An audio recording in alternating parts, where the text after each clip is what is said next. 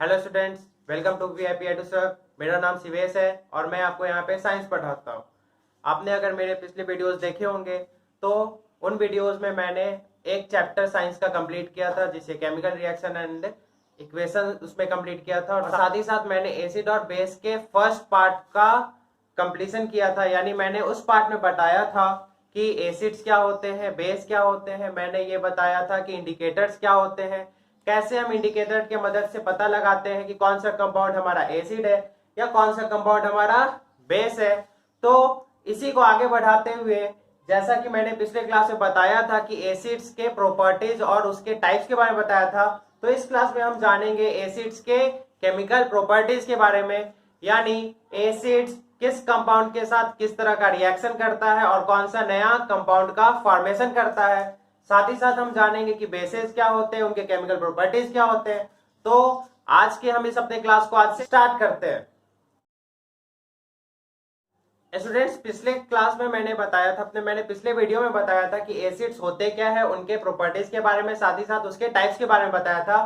तो आज हम पढ़ेंगे एसिड्स के केमिकल प्रॉपर्टीज के बारे में। तो जो पहला केमिकल प्रॉपर्टी है जो एसिड शो करता है वो ये है कि अगर एसिड मेटल्स के साथ रिएक्ट करता है, यानी reaction of acid with metals. मैंने आपको बताया था कि एसिड्स जो होते हैं उनके केमिकल प्रॉपर्टीज के बारे में पढ़ेंगे, मतलब वो किस कंपाउंड के साथ किस तरह से रिएक्ट करता है। तो अगर एसिड मेटल्स के साथ रिएक्ट करेगा तो कौन सा नया कंपाउंड बनाएगा और क्या क्या प्रॉपर्टीज को वो शो करेगा। तो अगर एसिड हमारा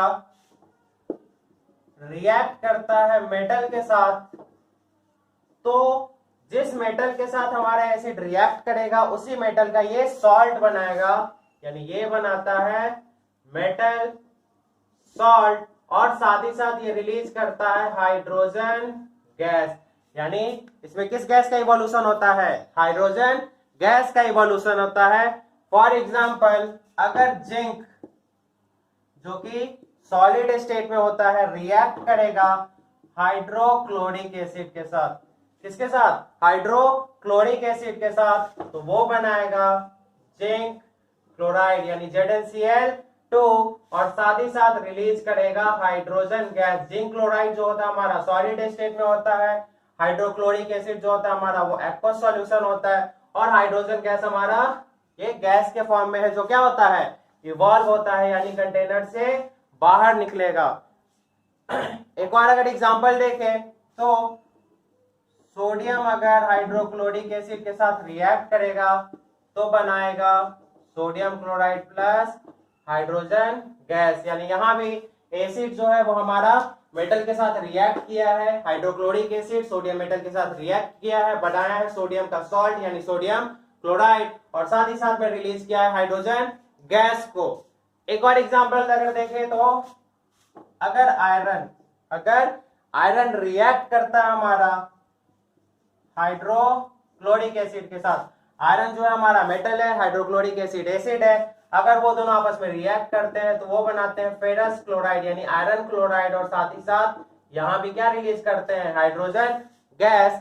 अगर जिंक रिएक्ट करता है हमारे सल्फ्यूरिक एसिड के साथ H2SO4 के साथ, तो वो बनाता है जिंक सल्फेट और रिलीज करता है हाइड्रोजन गैस। यानी यहां पे हमने देखा है कि ये जितने भी थे, चाहे वो जिंक हो, सोडियम हो, आयरन और जिंक हो, ये सारे हमारे मेटल्स थे, और वो मेटल्स जो थे वो किसके साथ रिएक्ट कर रहे थे?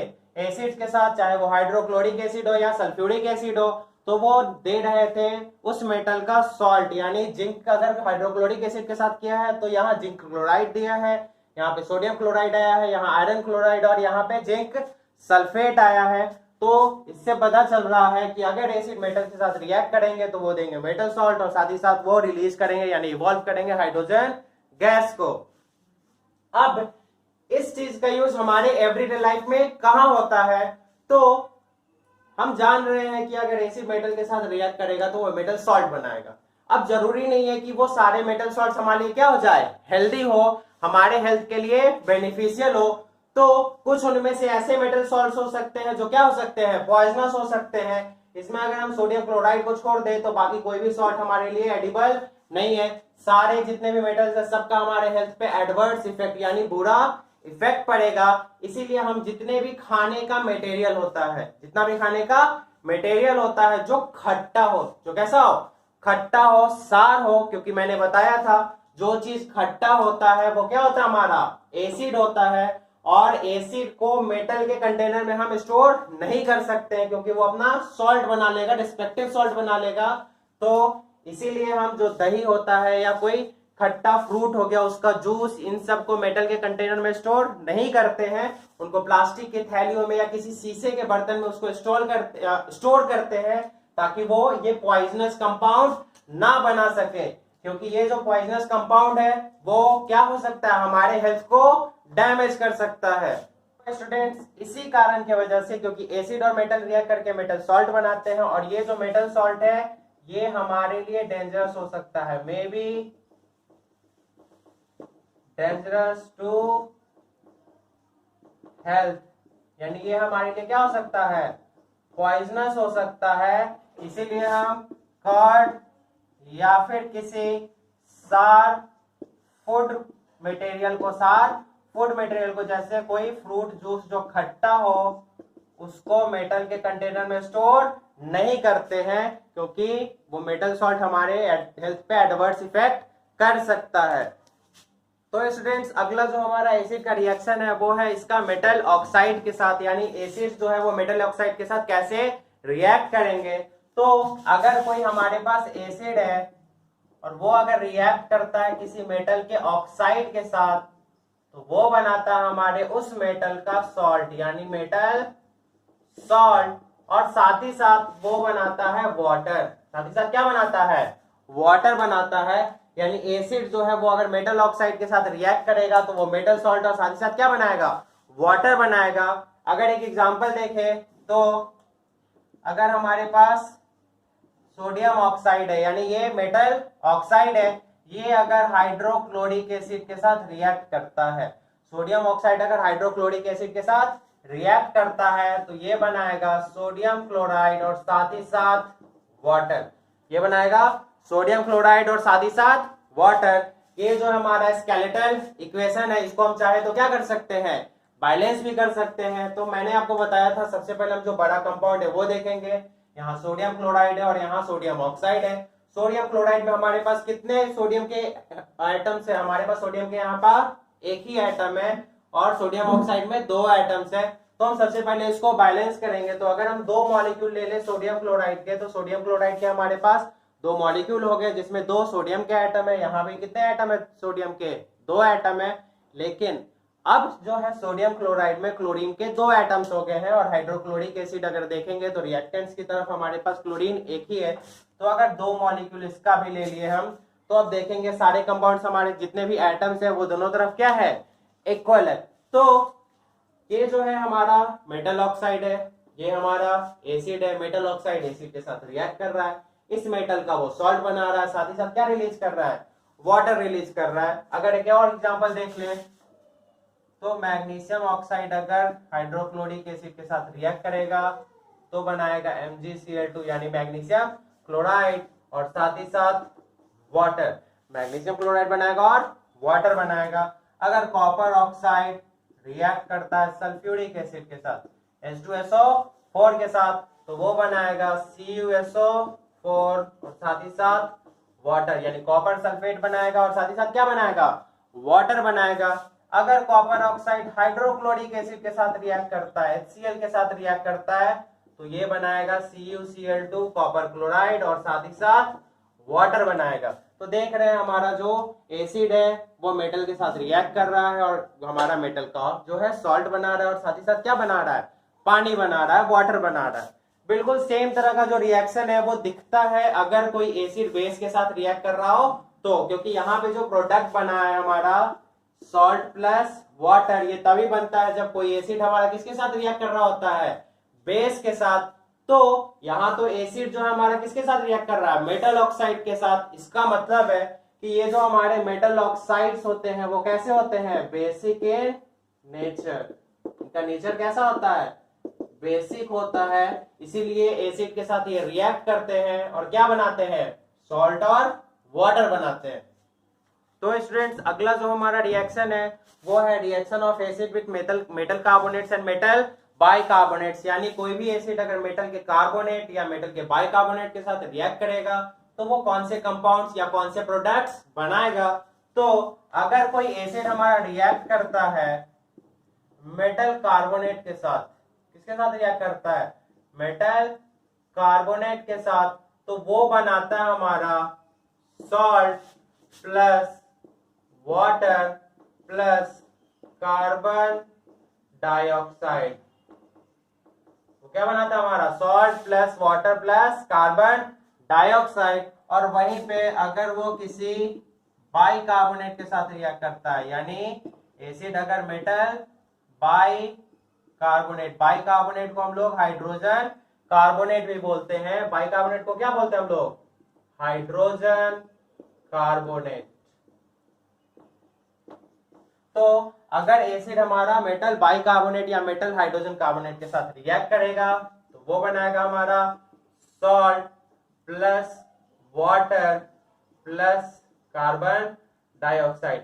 यानी दोनों केस में एसिड चाहे हमारा मेटल कार्बोनेट के साथ रिएक्ट करे या बाइकार्बोनेट के साथ रिएक्ट करे, वो दोनों केस में हमारा क्या बनाता है, सॉल्ट बनाता है, वाटर बनाता है, और कौन सा गैस रिलीज करता है, कार्बन डाइऑक्साइड रिलीज करता है। ये कार्बन डाइऑक्साइड रिलीज कैसे हुआ है इसका मैंने आपको पिछले चैप्टर में, पिछले वीडियोस में मैंने बताया था कि कार्बन डाइऑक्साइड जिस रिएक्शन में रिलीज हो रहा हो उसको पास कराते हैं कैल्शियम हाइड्रोक्साइड से, और अगर उस कैल्शियम हाइड्रोक्साइड का कलर मिल्की हो जा रहा है तो हमें पता चलेगा कि जो गैस रिलीज हुआ है वो कार्बन डाइऑक्साइड है, क्योंकि कार्बन डाइऑक्साइड कैल्शियम हाइड्रोक्साइड के साथ रिएक्ट करके क्या बनाता है, कैल्शियम कार्बोनेट, जो उस सॉल्यूशन का कलर क्या कर देता है, मिल्की कर देता है।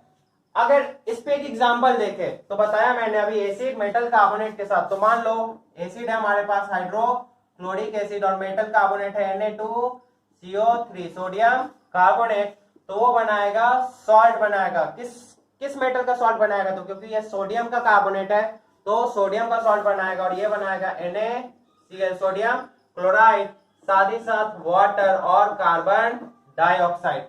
अगर वहीं पे HCl सोडियम बाइकार्बोनेट के साथ रिएक्ट करता, NaHCO3 के साथ रिएक्ट करता, तो भी वो सेम ही प्रोडक्ट बनाता, यानी सोडियम क्लोराइड, वाटर और कार्बन डाइऑक्साइड। तो एसिड चाहे मेटल कार्बोनेट के साथ रिएक्ट करे या मेटल बाइकार्बोनेट के साथ रिएक्ट करे, वो हमेशा सेम प्रोडक्ट बनाएगा, वो बनाएगा सॉल्ट, वाटर और कार्बन डाइऑक्साइड। इस रिएक्शन के हम कुछ और एग्जांपल्स देख देते हैं, जैसे अगर हमारा sulphuric acid H2SO4 magnesium carbonate के साथ रिएक्ट करता है, MgCO3 के साथ रिएक्ट करता है, तो वो बनाएगा मैग्नीशियम सल्फेट यानी MgSO4, और रिलीज करेगा वाटर और कार्बन डाइऑक्साइड यानी H2O प्लस CO2। क्या रिलीज करेगा, वाटर प्लस कार्बन डाइऑक्साइड। वहीं पे अगर हाइड्रोक्लोरिक एसिड कैल्शियम कार्बोनेट का COCO3 के साथ रिएक्ट करता है तो ये बनाता है कैल्शियम क्लोराइड और साथ में वाटर प्लस कार्बन डाइऑक्साइड। और वहीं पे अगर HCl hydrochloric acid calcium bicarbonate यानी CaHCO3 का होल ट्वाइस, इसके साथ अगर रिएक्ट करता है, ये है कैल्शियम बाइकार्बोनेट या फिर इसको कैल्शियम हाइड्रोजन कार्बोनेट भी बोलते हैं, तो ये बिल्कुल सेम कंपाउंड सेम प्रोडक्ट बनाता है CaCl2 यानी calcium chloride plus water plus carbon dioxide. तो ये जो थे हमारे क्या थे, कुछ रिएक्शंस थे, ये एज ए एग्जांपल थे कि जो हमारा एसिड है वो मेटल कार्बोनेट और मेटल बाइकार्बोनेट के साथ रिएक्ट करता है तो प्रोडक्ट कैसा बनाता है।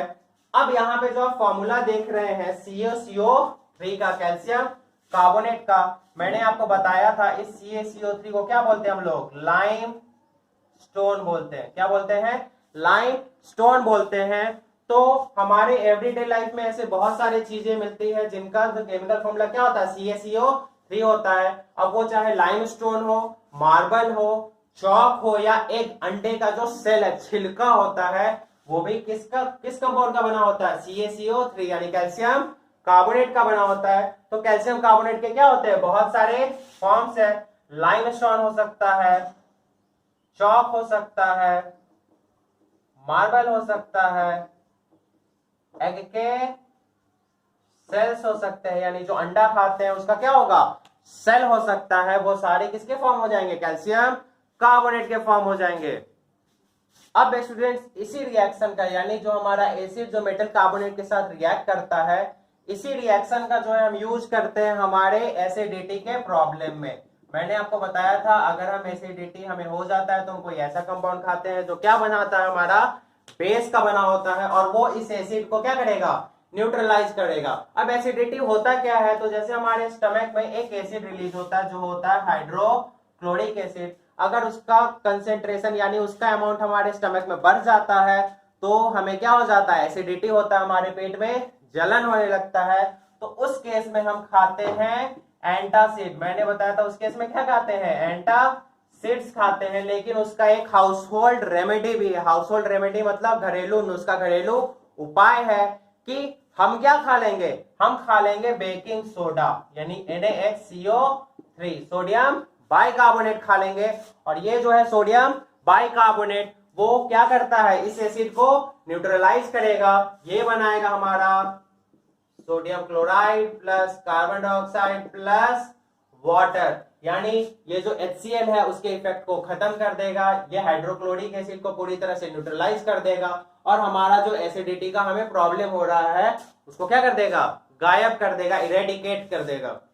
स्टूडेंट्स अगला जो हमारा रिएक्शन है वो है एसिड का रिएक्शन बेस के साथ, यानी एसिड जो है वो बेस के साथ रिएक्ट करेगा तो कौन से कंपाउंड बनाएगा या उसका प्रोडक्ट कैसा होगा। तो जैसा कि मैंने आपको अभी जस्ट बताया है, पिछले टॉपिक में मैंने बताया है कि एसिड अगर बेस के साथ रिएक्ट करता है तो वो बनाता है सॉल्ट और साथ ही साथ बनाता है वाटर। वो क्या बनाता है, सॉल्ट प्लस वाटर बनाता है। यानी एसिड और बेस जो है एक दूसरे के इफेक्ट को करते हैं न्यूट्रलाइज, और इस रिएक्शन को हम लोग बोलते हैं न्यूट्रलाइजेशन रिएक्शन। इसको कौन सा रिएक्शन बोलेंगे, न्यूट्रलाइजेशन रिएक्शन, क्योंकि एसिड और बेस यहाँ पे एक दूसरे अपने इफेक्ट को क्या कर रहे होते हैं, न्यूट्रलाइज कर रहे होते हैं। अगर एग्जांपल देखें तो हाइड्रोक्लोरिक एसिड अगर सोडियम हाइड्रोक्साइड के साथ रिएक्ट करेगा, सोडियम हाइड्रोक्साइड हमारा बेस है, हाइड्रोक्लोरिक एसिड हमारा एसिड है। जब दोनों एक दूसरे के साथ रिएक्ट करता है तो सोडियम क्लोराइड बनाएगा जो कि हमारा सॉल्ट है, और साथ ही साथ क्या बनाएगा, H2O जो कि हमारा वाटर है। अब ये हमारा कौन सा रिएक्शन हुआ है, न्यूट्रलाइजेशन रिएक्शन। यहाँ पे हाइड्रोक्लोरिक एसिड अपने H+ और Cl- आयन में टूटा है। मैंने आपको बताया था एसिड जब पानी में जाते हैं तो वो आयन में टूट जाते हैं, वो H+ आयन रिलीज करता है। उसी तरह से ये जो बेस है वो टूटा है अपना Na+ और OH- आयन में। बेस जब पानी में जाएंगे तो वो OH- रिलीज करते हैं। ये NaCl जुड़ जाएगा और H+ OH- जुड़ेगा तो क्या बनाएगा, सोडियम क्लोराइड और हाइड्रोजन ऑक्साइड, जिसको हम लोग वाटर भी बोलते हैं, H2O बनाएगा वो। तो स्टूडेंट्स अगला एक और रिएक्शन देखते हैं। अगर H2SO4 यानी सल्फ्यूरिक एसिड रिएक्ट करता है पोटासियम हाइड्रोक्साइड के साथ यानी KOH के साथ, तो वो बनाता है K2SO4। K2SO4 ये हमारा पोटासियम सल्फेट है, और साथ ही साथ ये बनाता है वाटर। ये हमारा क्या है, पोटासियम सल्फेट। ये हमारा पोटासियम हाइड्रोक्साइड, ये क्या हमारा पोटासियम हाइड्रोक्साइड। जब सल्फ्यूरिक एसिड H2SO4 के साथ रिएक्ट कर रहा है तो क्या कर रहा है, वो पोटासियम सल्फेट और वाटर बना रहा है। यहाँ दोनों एसिड और बेस एक दूसरे को क्या कर रहे होते हैं, न्यूट्रलाइज करते हैं, एक दूसरे के इफेक्ट को खत्म करते हैं और एक मिडिल ग्राउंड पे एक अपना प्रोडक्ट बनाते हैं जो हमारा सॉल्ट होता है यानी पोटासियम सल्फेट। यहाँ पे उस सॉल्ट का क्या है, एग्जाम्पल है। तो स्टूडेंट्स ये थे हमारे एसिड्स के टाइप और एसिड्स के फिजिकल और केमिकल प्रॉपर्टीज। अब हम पढ़ेंगे बेसिस के बारे में। बेसिस के बारे में हम पढ़ेंगे उनके प्रॉपर्टीज क्या होते हैं और उनका जो केमिकल रिएक्शन है वो किस तरह का होता है, यानी उसके केमिकल प्रॉपर्टीज कैसे है। तो जो हमारा अगला टॉपिक है वो है बेस के बारे में कि बेस होता क्या है। तो जब मैंने अपना ये वीडियो स्टार्ट किया था, पिछले वीडियोज में मैंने बताया था कि जो बेस होता है उसका टेस्ट क्या होता है, बिटर होता है, यानी ये होता है बिटर इन टेस्ट। जब इसको खाते हैं तो इसका टेस्ट होता है बिटर, कड़वा होता है। जब इसको टच करेंगे, अगर हम बेस को टच करते हैं तो ये होता है सोपी टू टच, यानी इसको टच करेंगे तो सोपी टेक्सचर आएगा, यानी हमारे हाथ एक दूसरे पे क्या करेंगे, फिसलेंगे। ठीक है, मैंने पिछले वीडियो में भी बताया था कि जो इंडिकेटर है यानी हमारा लिटमस को, ये रेड लिटमस को टू ब्लू में क्या करता है, चेंज करता है। ये turns red litmus to blue. Methyl orange अगर इंडिकेटर का यूज करते हैं, अगर हम किसका यूज करते हैं, मिथाइल ऑरेंज का यूज करते हैं, तो इस मिथाइल ऑरेंज को ये चेंज कर देगा येलो में। जो हमारा एसिड है वो उसको रेड में चेंज करता था, बेस जो है उसको रेड में चेंज करेगा। और साथ ही साथ ये जो फेनोल्फथलीन अगर हम यूज करते हैं, फेनोल्फथलीन, तो फेनोल्फथलीन का कलर हो जाएगा पिंक, यानी इस फेनोल्फथलीन में जब हम बेस डालेंगे तो उसका कलर होगा पिंक। फेनोल्फथलीन जो होता है वो होता है कलरलेस, इसका कोई भी कलर नहीं होता है। फेनोल्फथलीन हमारा क्या होता है, कलरलेस होता है, इसका कोई भी कलर नहीं होता है। फिर मैंने ऑल्फैक्टरी इंडिकेटर्स में बताया था, 3 हमारे इंडिकेटर्स थे, अनियन, क्लोव और वेनिला। ये जब भी इनमें डाला गया था हमारा ये बेस, तो उन सब ने अपने स्मेल को कर दिया था लूज, यानी loses smell. This all olfactory indicators loses their smell whenever base is added to them। जब भी उनमें बेस ऐड किया जाएगा तो ये जो तीनों olfactory indicators है, तीनों अपने स्मेल को क्या कर देंगे, लूज कर देंगे, उनका स्मेल हो जाएगा गायब। तो स्टूडेंट्स इसका एक और प्रॉपर्टी है, जिस तरह से एसिड्स को अगर पानी में डालते हैं तो वो H+ आयन रिलीज करता है, ये करता है OH- आयन, तो releases OH- ion in water, यानी जो हमारा बेस होता है वो वाटर में कौन सा आयन रिलीज करता है, OH-। अब क्योंकि बेस को जैसे ही वाटर में डालेंगे वो अपने आयंस में टूट जाता है। जैसे एग्जांपल ले, अगर हम सोडियम हाइड्रोक्साइड को पानी में डालेंगे तो वो अपने आयंस Na+ और OH- में ब्रेक डाउन हो जाएगा, टूट जाएगा, यानी वो पानी में जाते ही आयंस का फॉर्मेशन कर लेगा। तो पानी में अगर आयंस हो गया तो ये कंडक्ट भी करेगा इलेक्ट्रिसिटी को, यानी कंडक्ट इलेक्ट्रिसिटी। तो जो हमारा बेस का सॉल्यूशन होता है वो गुड कंडक्टर ऑफ इलेक्ट्रिसिटी होता है, और उसको हम लोग क्या बोलते हैं, इलेक्ट्रोलाइट। इसका मतलब है एसिड और बेस दोनों, एसिड और बेस दोनों का जो एक्वस सॉल्यूशन होता है वो गुड कंडक्टर ऑफ इलेक्ट्रिसिटी होता है। वो अपने थ्रू इलेक्ट्रिसिटी को क्या करने देगा, पास करने देगा। उसके थ्रू आसानी से कोई भी इलेक्ट्रिसिटी क्या कर सकता है, पास कर देता है, क्योंकि वो एक्ट करेगा एज अ इलेक्ट्रोलाइट। हमारा अगला टॉपिक है टाइप्स ऑफ बेसेस, यानी बेसेस कितने टाइप्स के होते हैं। तो बेसेस को बेसिकली बांटा गया है 2 टाइप्स में। कितने टाइप्स में बांटा गया है, 2 टाइप्स में। एक जो बेस होता है वो हमारा तो स्ट्रॉन्ग होता है, और एक जो होता है वीक होता है। स्ट्रॉन्ग बेस वो हो जाता है जो पूरी तरह से आयनाइज होता है, completely gets ionized, completely gets ionized. इसका मतलब है ये बहुत जल्दी जल्दी बिल्कुल फास्ट रेट से किसी भी सॉल्यूशन में, किसी भी पानी में अगर इसको डाला गया है तो वो बिल्कुल तेजी से, बिल्कुल फास्ट स्पीड में अपने OH आयंस को क्या करेगा, रिलीज करेगा, उसमें छोड़ेगा। वहीं पे अगर जो वीक हमारा बेस होता है वो पार्शियली आयनाइज होता है, यानी वो उतने रेडिली, उतने स्पीड में अपने आयंस को, अपने OH- आयंस को रिलीज नहीं करता है। अगर स्ट्रॉन्ग का एग्जांपल देखें तो हमारे पास है सोडियम हाइड्रोक्साइड, पोटासियम हाइड्रोक्साइड, और अगर वीक का देखें तो हमारे पास है अमोनियम हाइड्रोक्साइड, यानी NH4OH। ये जो है हमारा वीक हो जाएगा, और ये क्या हो जाएगा, हमारा स्ट्रॉन्ग बेस हो जाएगा। इसके अलावा बेसिस को क्लासिफाई करने के लिए on the basis of dilution 2 तरह के हैं, जैसा एसिड में होता था। एक जो होगा वो हमारा होगा कॉन्सेंट्रेटेड, यानी इसमें minimum possible amount of water होना चाहिए, जितना कम पानी हो सके उसको अपने इफेक्ट को दिखाने के लिए, उतना कम पानी उसमें अगर हो तो वो हमारा कॉन्सेंट्रेटेड बेस कहलाएगा, और उसको रिप्रेजेंट करते CONC से। अगर हमारा बेस सोडियम हाइड्रोक्साइड है तो ये NaOH हो जाएगा, CONC NaOH मतलब कॉन्सेंट्रेटेड सोडियम हाइड्रोक्साइड। और जो दूसरा टाइप है डाइल्यूशन के बेसिस पे वो है डाइल्यूटेड। वो क्या है, डाइल्यूटेड, यानी इसमें maximum possible amount of water होना चाहिए।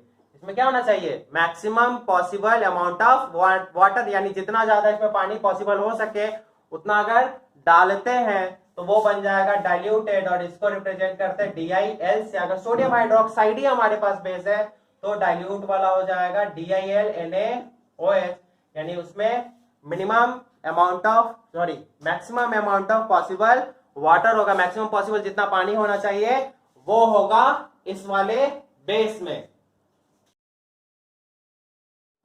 तो स्टूडेंट्स अगला जो हमारा केमिकल प्रॉपर्टी या अगला जो हमारा टॉपिक है वो ये है कि जो हमारे बेसेस होते हैं वो कैसे केमिकल रिएक्शंस में पार्टिसिपेट करते हैं, यानी वो किस कंपाउंड के साथ किस तरह से रिएक्ट करते हैं। तो जो पहला रिएक्शन ये है कि अगर कोई हमारा बेस किसी नॉन मेटल ऑक्साइड के साथ रिएक्ट करता है, किसके साथ रिएक्ट करता है, नॉन मेटल ऑक्साइड के साथ, तो जो पहला है वो है reaction of base with non metal oxide, यानी कोई भी हमारा बेस अगर किसी नॉन मेटल ऑक्साइड के साथ रिएक्ट करेगा तो वो क्या कंपाउंड बनाएगा। तो बेस जो है अगर रिएक्ट करता है नॉन मेटल ऑक्साइड के साथ, किसके साथ रिएक्ट करता है, नॉन मेटल ऑक्साइड के साथ, तो वो हमारा बनाता है सॉल्ट प्लस वाटर। वो हमारा क्या बनाता है, सॉल्ट प्लस वाटर। बेसेस जो है वो नॉन मेटल ऑक्साइड के साथ रिएक्ट करेंगे और बनाएंगे salt plus water. For example अगर हम बेस ले लेते हैं सोडियम हाइड्रोक्साइड NaOH, और अगर वो रिएक्ट करता है कार्बन डाइऑक्साइड के साथ तो वो बनाता है Na2CO3, सोडियम कार्बोनेट, साथ ही साथ वो रिलीज करता है वाटर, यानी उसमें से क्या निकलेगा, पानी निकलेगा। अब ये भी रिएक्शन हमारा क्या है बताओ, ये भी रिएक्शन हमारा न्यूट्रलाइजेशन रिएक्शन की ही तरह है। जिस तरह का न्यूट्रलाइजेशन रिएक्शन था वहां एसिड और बेस आपस में रिएक्ट करके सॉल्ट और वाटर बना रहे थे, यहाँ बेस और नॉन मेटल ऑक्साइड जो है आपस में रिएक्ट करके सॉल्ट और वाटर बना रहे हैं। इसका मतलब हो गया कि हमारा जो नॉन मेटल ऑक्साइड होते हैं वो होते हैं एसिडिक इन नेचर, यानी उनका नेचर कैसा होता है, एसिडिक होता है। वो एसिड की तरह उनका बिहेवियर होता है, उनका जो केमिकल प्रॉपर्टी है, केमिकल बिहेवियर जो है किसकी तरह है, एसिड की तरह है। अगर एक और एग्जांपल के साथ इसको समझे तो कैल्शियम हाइड्रोक्साइड यानी CaOH का होल ट्वाइस, कैल्शियम हाइड्रोक्साइड अगर कार्बन डाइऑक्साइड के साथ रिएक्ट करता है तो कैल्शियम कार्बोनेट बनाएगा और साथ ही साथ क्या बनाएगा, वो वाटर बनाएगा, H2O बनाएगा। ये तो हमने अभी देखा है, ये पिछले बहुत सारे टॉपिक्स में इसके बारे में पढ़ा था कि कार्बन डाइऑक्साइड को, जब कार्बन डाइऑक्साइड निकल रहा होता है किसी भी केमिकल रिएक्शन से, तो उसको टेस्ट करने के लिए इस तरीका को क्या करते थे, अपनाते थे। वहां पे कैल्शियम हाइड्रोक्साइड के साथ कार्बन रिएक्ट करता था, कैल्शियम कार्बोनेट बनाता था, जो कि मिल्की में चेंज हो जाता है। अगर फर्दर इसमें कार्बन डाइऑक्साइड और ऐड कर दिया जाए, मतलब लगातार इससे कार्बन डाइऑक्साइड क्या किया जाए, ऐड करते चला जाए, तो यहां हमारा जो प्रोडक्ट है वो क्या बना था, कैल्शियम कार्बोनेट प्लस वाटर। ये जो हमारा प्रोडक्ट है वो क्या बना है, कैल्शियम कार्बोनेट प्लस वाटर। अगर इसमें और फर्दर हम क्या ऐड कर दे, कार्बन डाइऑक्साइड ऐड कर दे, तो ये बना देगा कैल्शियम हाइड्रोजन कार्बोनेट का होल ट्वाइस, यानी CaHCO3 का whole twice, calcium hydrogen carbonate या कैल्शियम बाइकार्बोनेट बनाएगा। मतलब कैल्शियम हाइड्रोक्साइड के साथ अगर उसमें से कार्बन डाइऑक्साइड पास कराएंगे तो उसका कलर मिल्की हो जाएगा। ये जो है हमारा हो जाता है मिल्की। लेकिन अगर उसमें एक्सेस ऑफ कार्बन डाइऑक्साइड पास करा जाए तो उसका जो मिल्कीनेस है वो गायब हो जाएगा, यानी ये जो कंपाउंड होता है वो नॉट मिल्की होता है, यानी ये इसका मिल्कीनेस क्या हो जाएगा, गायब हो जाएगा। मतलब अगर कैल्शियम हाइड्रोक्साइड के सॉल्यूशन से लगातार कार्बन डाइऑक्साइड पास कराते जाए मिल्कीनेस आने के बाद भी, तो कैल्शियम बाइकार्बोनेट बना लेता है और उस कंपाउंड का जो मिल्कीनेस है वो हो जाता है गायब। स्टूडेंट्स अगला जो हमारा रिएक्शन है वो है reaction of base with metals, यानी बेस जो है वो मेटल के साथ कैसे रिएक्ट करते हैं। वैसे तो नॉर्मली जो है जितने भी बेसेस होते हैं या जितने भी मेटल्स होते हैं ये इस रिएक्शन में पार्टिसिपेट नहीं करते, उनके वो ऐसा रिएक्शन हो ही नहीं सकता। वो मतलब बहुत सारे ऐसे मेटल्स हैं वो बेसिस के साथ रिएक्ट ही नहीं करते, लेकिन फिर भी कुछ ऐसे मेटल्स हैं जो सर्टेन बेसिस के साथ क्या करते हैं, रिएक्ट करते हैं। जैसे कि अगर हमारे पास है अल्कली, क्या है, अल्कली। अल्कली का मतलब होता है basis which are soluble in water।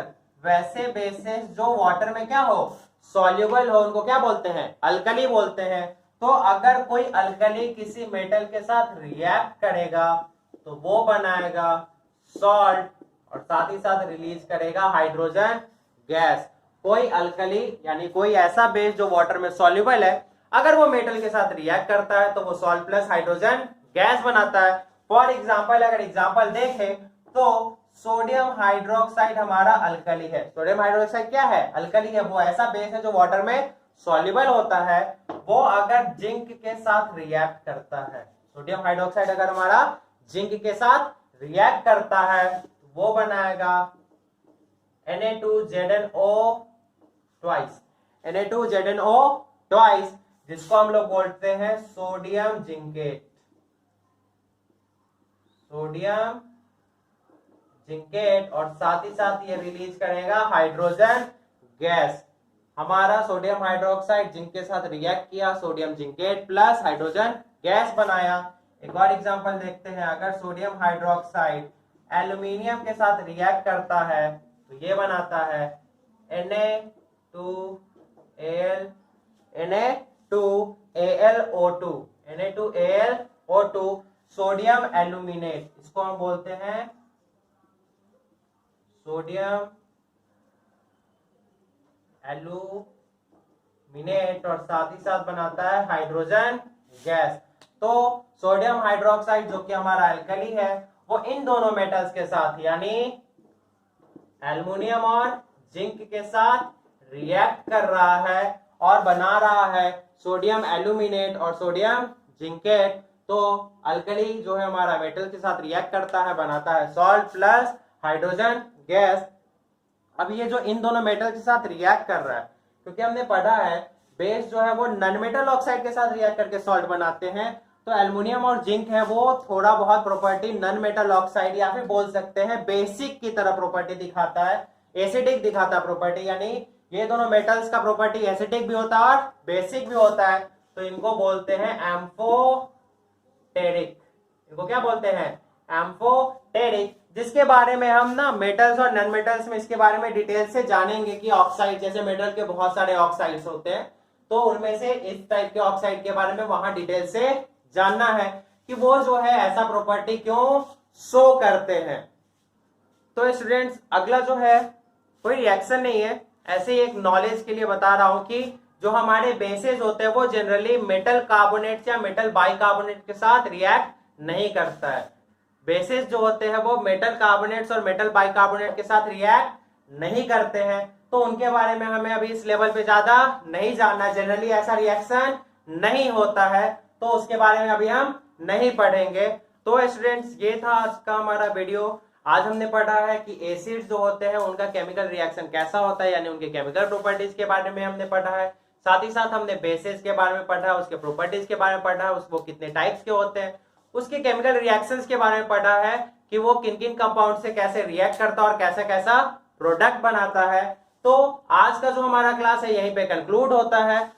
आज के क्लास को आप फिर दोबारा अगर देखना चाहे तो देखिए। अगर इनमें से कोई चीज लिखने का आपको जरूरत लगे कि हाँ वो चीज हमें लिखना है तो वहां पे आप अपने वीडियो को पॉज कर सकते हैं, उस चीज को नोट डाउन कर सकते हैं। और अगर उसमें कोई दिक्कत है तो आप हमारे नीचे कमेंट सेक्शन में हमसे पूछ सकते हैं, या फिर हमारा व्हाट्सएप का जो लिंक है, ग्रुप का जो लिंक है वो नीचे दिया हुआ है, आप उस ग्रुप को ज्वाइन कर सकते हैं। और जितने भी अपने सवाल है, चाहे वो मैथ्स का हो, साइंस का हो, किसी भी चैप्टर का अगर सवाल हो तो आप वहां पे हमसे ये चीज पूछ सकते हैं। वो सवाल हमारे वीडियो से रिलेटेड भी हो सकता है, या इसके अलावा भी अगर आपके पास कोई सवाल है, कोई अगर आपका जानने का कोई जरूरत है आपको कोई चीज के बारे में, तो आप वो भी हमसे वहां पे जान सकते हैं। तो होपफुली आप लोगों ने इस वीडियो को पूरा देखा हुआ है। अगर आपने ये वीडियो पूरा देखा है तो पूरा देखने के लिए आप लोगों का धन्यवाद, आप लोगों को थैंक यू। और इसे अपने दोस्तों के साथ शेयर कीजिए ताकि उनको भी इस वीडियो से कुछ ना कुछ फायदा मिले। अगर वीडियो पसंद आया है तो इसको लाइक कीजिए, अपने दोस्तों के साथ शेयर कीजिए और हमारे चैनल को सब्सक्राइब कीजिए। तब तक के लिए घर में रहे, सुरक्षित रहे।